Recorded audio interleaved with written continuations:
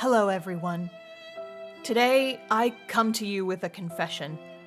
You may have heard about the allegations made against me, and I've decided that it's finally time to discuss them in full. I would have come out and said something sooner, but dealing with these accusations has been very stressful, so I thank you for your patience while I worked on getting a response together. The truth is, I am a scammer. That's right. I'm a scammer. I've tricked you all and lied to you and stolen your money by making you pay for things you didn't need to pay for. I've spent years stealing other people's content and making it my own and have built an empire from lies and deceit.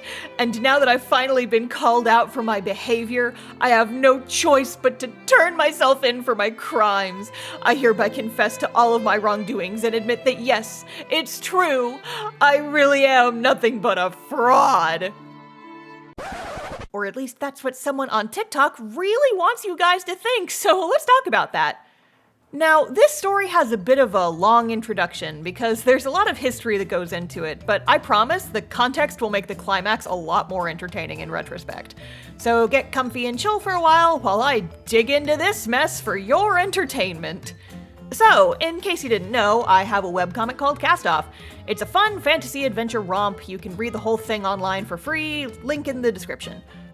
And Cast Off is part of a webcomic collective called Spider Forest. If you aren't familiar, Spider Forest is basically a community of comic artists that help cross-promote its members, assist members in the creation of their projects, and occasionally do larger projects together as a group. One of the bigger projects we do on a semi-regular basis is the Spider Forest webcomic anthology. Each volume of the anthology has a different theme, and folks within the collective can choose to take part and make a short comic based on that volume's theme. Then all of the comics are published together in a book and sold to help fund the collective's various expenses like web hosting and things like that. One of the earlier volumes of the anthology had the theme A Gallery of Rogues, which focused on thieves, heists, and, well, general roguish behavior. I chose to do a story about one of Cast Off's characters, Rory, a self-proclaimed master thief telling the story of her greatest ever heist. And part of making the comic about a character stealing a mountain of gold and jewels was having to draw a mountain of gold and jewels, and this was the first domino in our chain of events. For a few panels of the anthology comic, I needed to draw a ton of gold coins. Some in a large open chest, like a pirate's chest almost, and some stacked around the chest.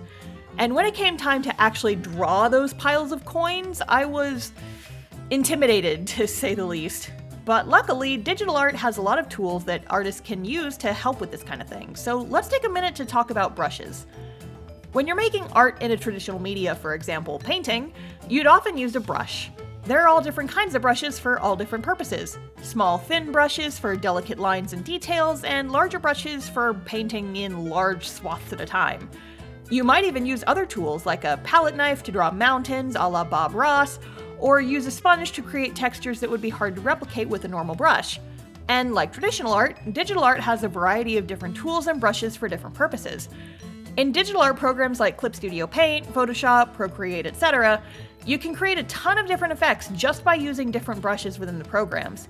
These brushes can be just about anything, from a simple line brush to brushes that will draw things like clouds and grass with just the stroke of a pen. Usually, programs will come with a lot of brushes packaged with the software, but you can also create your own custom brushes to do almost anything you can think of. The possibilities are only limited by the software you're using and your own creativity. Personally, I love making custom brushes. As a comic artist, I spend a lot of time drawing, and if there's a way I can shave a bit of time off my comic making process without causing the quality to suffer, I'll almost always take it. I've made brushes for drawing things like chains, fences, stars, plants, all kinds of things.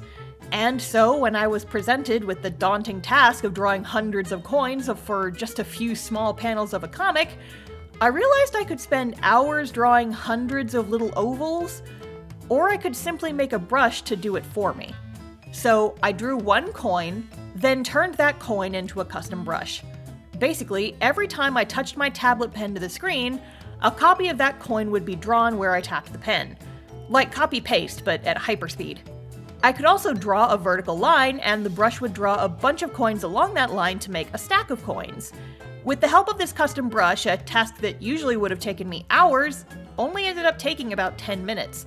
And that's how we work smart, baby. Anyway, as I was working on this brush, I ended up recording a little video of the brush in action to show my comic friends, like, hey, look at this cool thing that I made.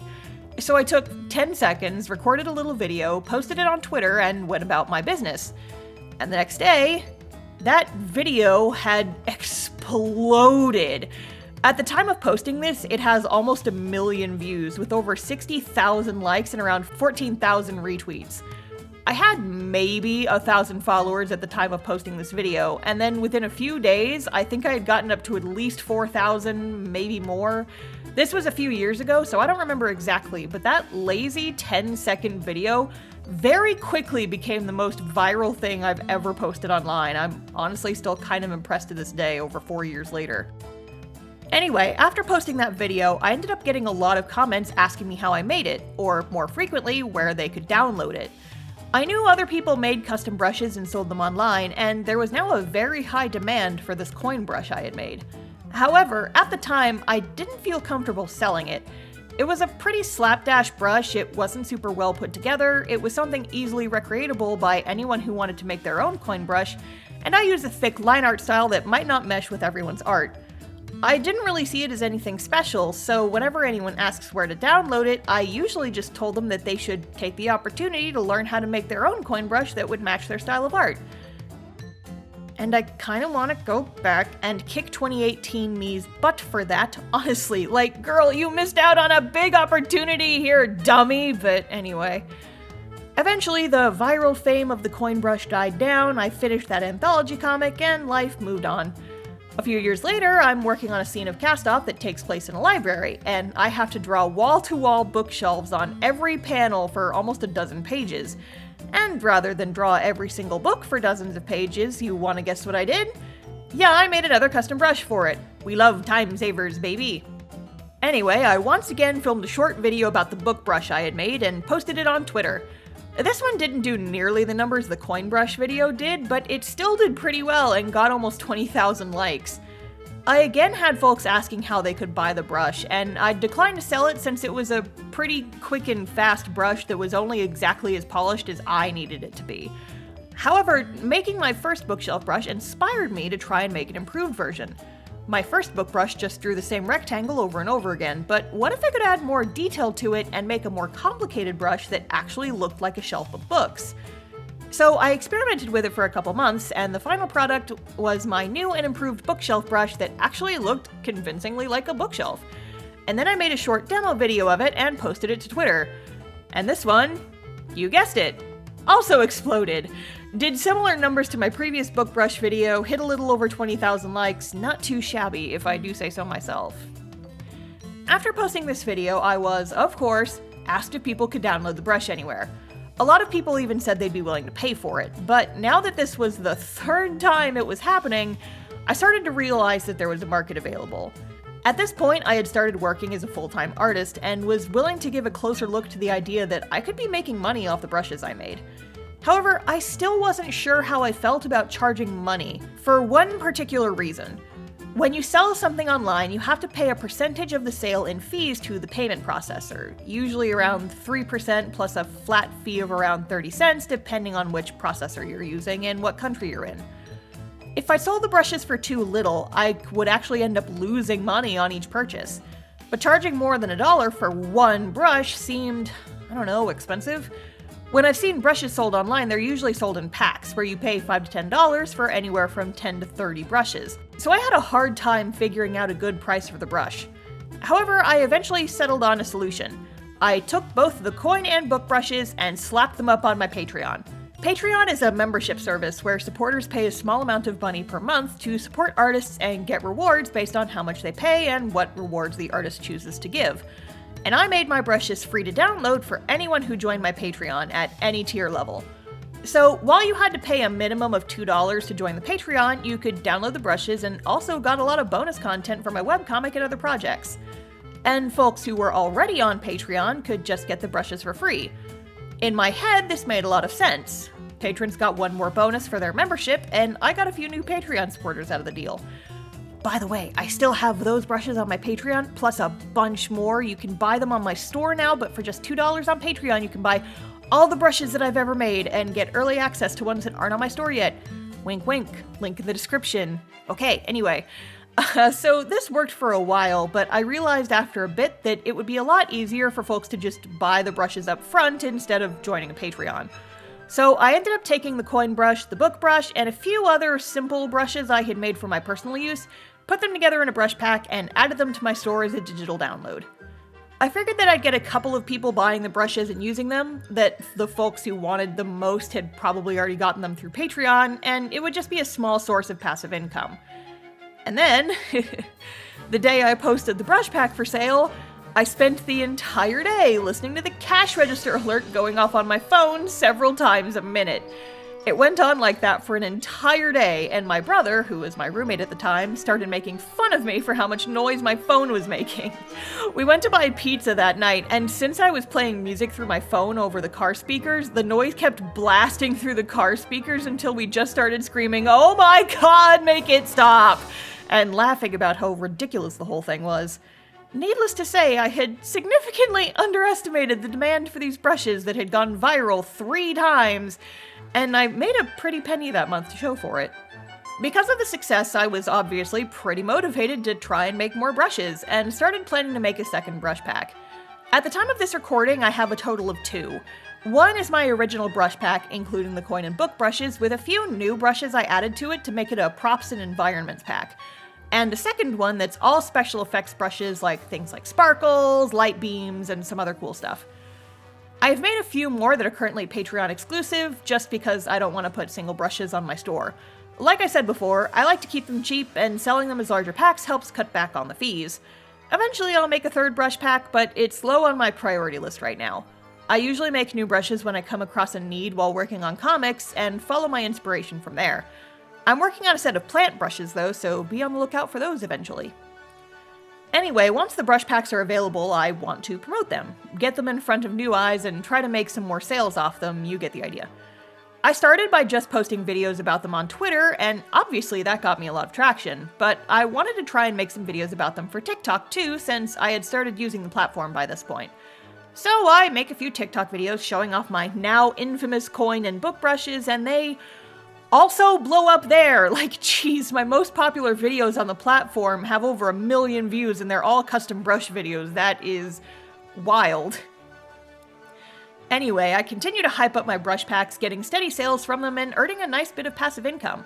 I have the occasional trouble with people not reading the product page and complaining that my brushes don't work with their software of choice, and some even filing a PayPal dispute over it, but aside from that, things go smoothly for a while. Until this guy rolled around.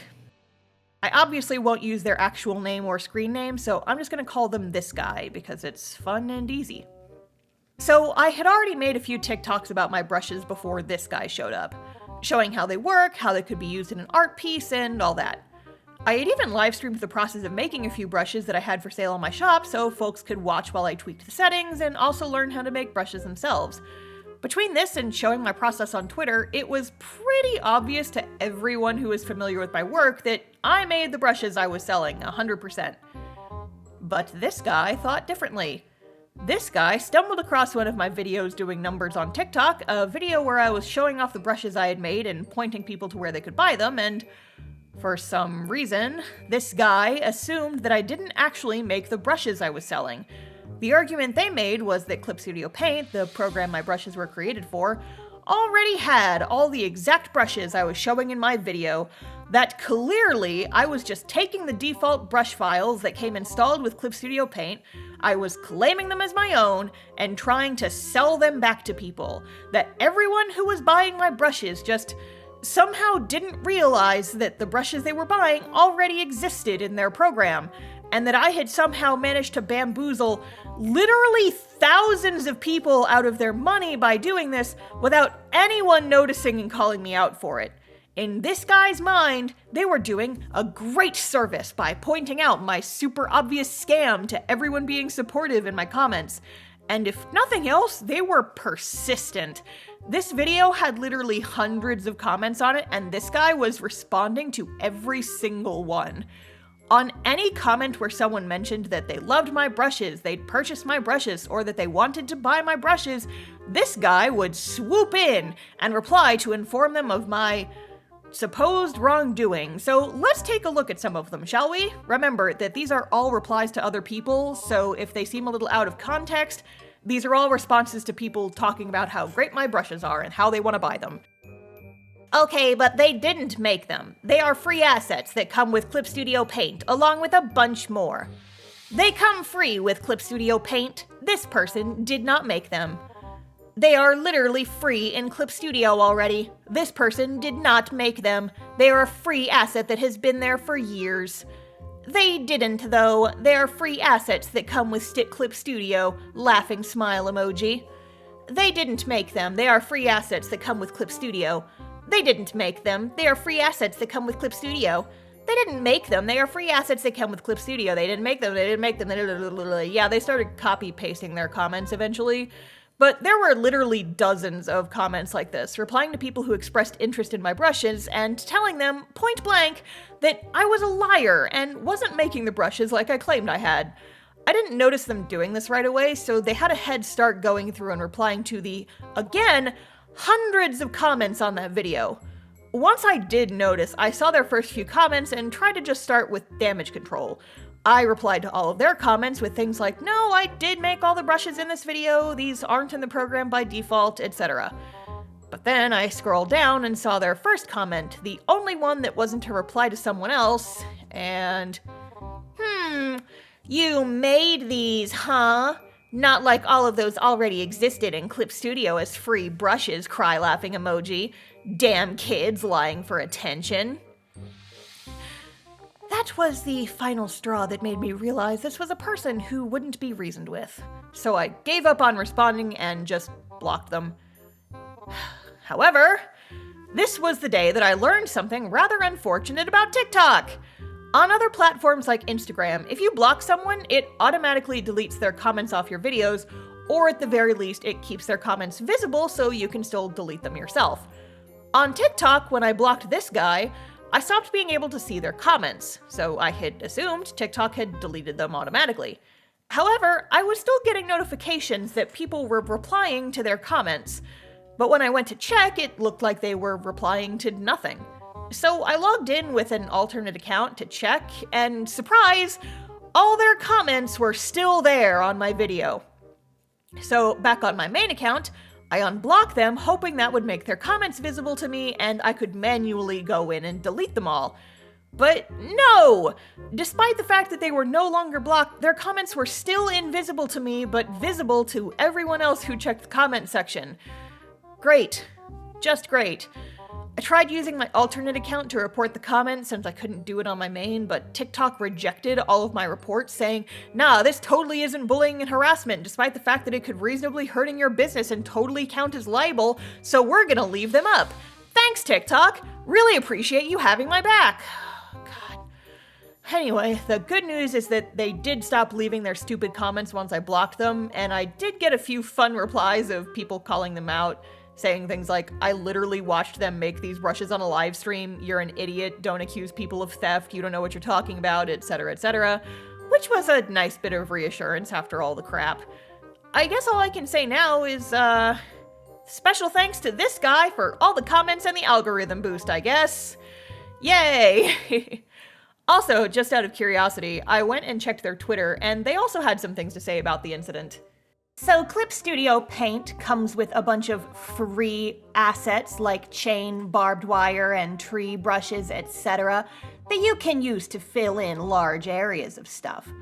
There's a lot of people on Etsy selling these brushes and claiming that they were the ones who made them. You bet I've reported them all for scams. Also, please look at the brushes your program gives you for free before giving a bunch of money to a scammer claiming that they made certain assets. You're just paying to have a duplicate of something you already had for free. Hi, my name's this guy, and my favorite hobby is wrongfully reporting people for fraud and accusing them of theft and scamming. Aren't I just a gem? I love committing libel so much. If you were curious, Etsy never took down my brush listings because, surprise, I don't just repackage default brushes. What a concept. And also, they can't have them taken down off of my Shopify store because I am in charge of what goes up on my Shopify store, so screw you. Because here's the thing. If people do what this guy suggests and compare the default brushes in Clip Studio Paint and mine side by side, you'll notice that, surprise, my brushes aren't there. Stupid. To this guy, do your research and also maybe get a life. Some of us are just trying to support ourselves over here. I didn't even want to sell my brushes originally, but the internet wore me down and this is the result. My scam empire. Woe be upon me, or whatever. Anyway, moral of the story is, I don't know, research before making bold claims that spread false information about an artist just trying to pay their mortgage. What a crazy concept, am I right? Sheesh. Hello, good people, and welcome to the end card. So, I had already planned on this video coming out around this time, and then in the most serendipitous fashion, I actually had a new brush video go viral on TikTok and Twitter in the same week.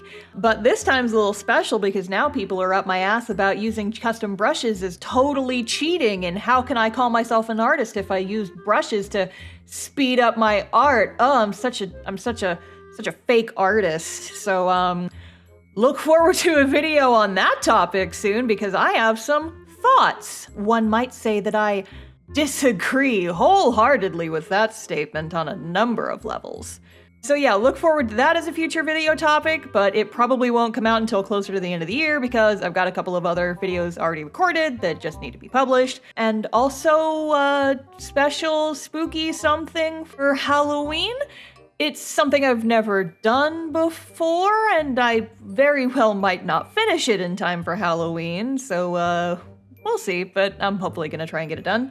As always, the art in this video is available as charms and stickers in my store, alongside the brushes that I mentioned in this video. Alternatively, if you want to save a little money but still get the brushes, you can get all of my brushes, including some currently unreleased ones, by joining my Patreon. And in addition to that, you also get early cast-off pages, work in progress, snapshots of each page, and also your name in the credits of the video, like these wonderful folks going up on the left over here. So, links to all that is in the description, and I will see you guys in the next video.